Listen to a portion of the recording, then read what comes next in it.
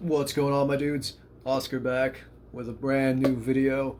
Today, I want to talk about a manga that isn't in English. There are people that translate it into English, and they are gods amongst men. However, I am fortunate enough that I speak Spanish, and this is a manga that's been translated into Spanish. I tried to read it on dub sites or whatever, where people do the fan edits for different manga that's not available in English, or the volumes just aren't readily available, or whatever, what have you. I found a Spanish publisher that does this manga in Spanish, so I was able to read the first volume. And typically, I see this in like subreddits or whatever, and the name has like 30 A's. I'm excited to talk about this. Let's talk about Jagaan. Jagaan is a series written by Muneyuki Kaneshiro and drawn by Kensuke Nishida. It seems like this manga is available in every language but English, which is unfortunate as there is a whole potential fan base that may never get to experience this world of writing. I was lucky in finding a Spanish distribution of it because it has allowed me to read the first volume of the series. This first volume is extremely well drawn and written. You can tell the creators put forth a great deal of effort and care and determination to the direction of this story. Lots of little nuances throughout in the way people speak and behave. In the story of Jagan, we follow a disillusioned cop named Shintaro Jagasaki. It seems like no one in his life takes him even remotely seriously. In the first few pages, he tries to get a group of youths to move along, and instead, they begin to make fun of him. They call him names and just altogether blow him off. This leads to him imagining blowing their brains out. Right off the bat, we're being told this is not your run-of-the-mill ordinary hero.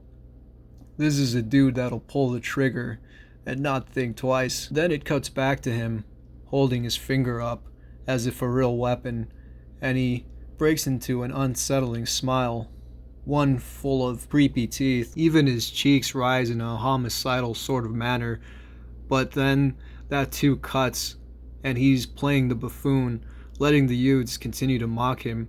Since he can't beat them, he acts like a monkey for their benefit. Back at the precinct, he is undermined and made fun of by his superior, as well as the lady officer in the building.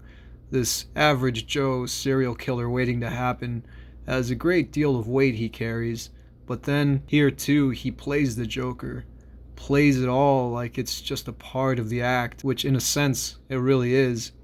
He's hiding his true nature. And Jagasaki's disillusionment doesn't end at the job either. He is also tired of his longtime girlfriend to whom he is intending to be married. Despite being beautiful and probably out of his league, he sees her as a nuisance. Life with her is a drab picture for him, and not one he is too fond of. What can he do? He feels stuck in the same routine and wants more.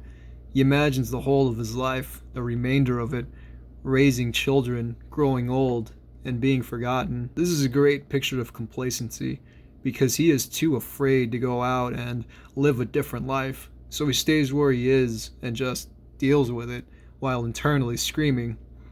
It's like if the "this is fine" dog were a person, smiling as it all burns. At the same time, something strange is happening around the city, something that will alter his life forever. Out of nowhere, out of the clear blue sky, frogs with human hands and feet begin to descend from the heavens like locusts in the Bible and fall onto the people below. Panic ensues as folks on the street try to disperse, only instead of crashing into terrified bystanders, the frogs go through them and into their bodies. This is something that will later have some horrifying ramifications. Jagasaki's call for action will come, but not in the way he wanted. His chance for something new comes one day, as he and a fellow officer are on a routine patrol. It starts off with them chasing down a drunken man in a suit who stumbles into a nearby train car. At first, all is right with the world. They watch over the man, ensuring he doesn't commit any drunken shenanigans. Those on the train are minding their own business, just another day. However, in this train car, Jagasaki and his fellow officer come across a loudmouth businessman whose booming voice annoys the fellow passengers. His coworker or underling is trying to get him to turn it down, but it only makes the man begin to bark incoherently. Then Jagasaki and his partner get involved, and the irate businessman is soon barking at them too, eyes wide, blood running high. This is going to be Jagasaki's first chance of many to prove himself. As the businessman's voice booms louder and louder, his entire head becomes a huge visceral mouth, like something out of a Junji Ito story, all teeth, huge and terrifying. Then a second mouth spouts from within the first. It feels almost like you're reading Parasite. This really well drawn, fucked up mouth then morphs into a sort of hornet's nest with a long, razor sharp tongue protruding from it. It's like what a wasp's nest would look like in a bizarro world, or what a hornet's nest would look like in Stephen King's The Mist. Jagasaki's partner springs into action, intent on taking this monstrosity out. Afraid but stepping up to the plate, he is instantly decapitated. Jagasaki stares wide eyed at what is happening around him. Panic ensues, and the first chaotic encounter of the series begins. The crazed, monstrous businessman begins to kill everyone on the train in close proximity to him. How can Jagasaki beat this thing? He is left to believe he's next to die, to be decapitated. He feels useless. What in the hell can he possibly do but lay down and die? Then he makes his fingers into a gun, like he did at the beginning of the manga when facing those rambunctious youths. Somehow, Jagasaki instantly develops this hand cannon that engulfs his whole right arm. With it, he obliterates the businessman. He stares at his arm, which has become this insanely wild-looking alien technology of some sort.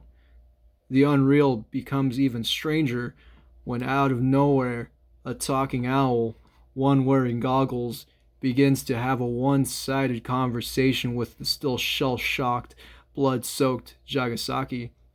The owl then swoops down and eats the frog that emerges from the dead businessman's pulpy remains.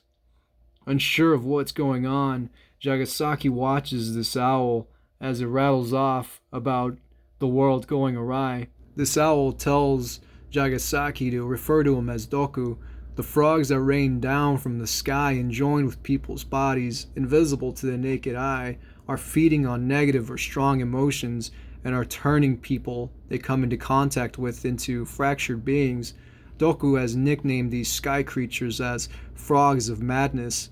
He flies down and lands in front of Jagasaki and jovially informs him, "You are the chosen hero. You are the one who can save the world." And in response, Jagasaki blows the Doku owl to bits.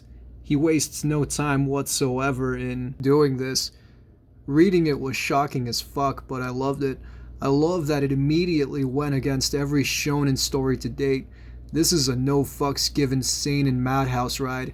Then Jagasaki casually strolls off. He has a new vicious lease on life. Alright, so I won't say anything more because I don't want to spoil anything. I showed you up to like the middle of the manga. I've read the whole thing myself already, the first volume. I haven't read the other ones yet. I ordered 3 through 5.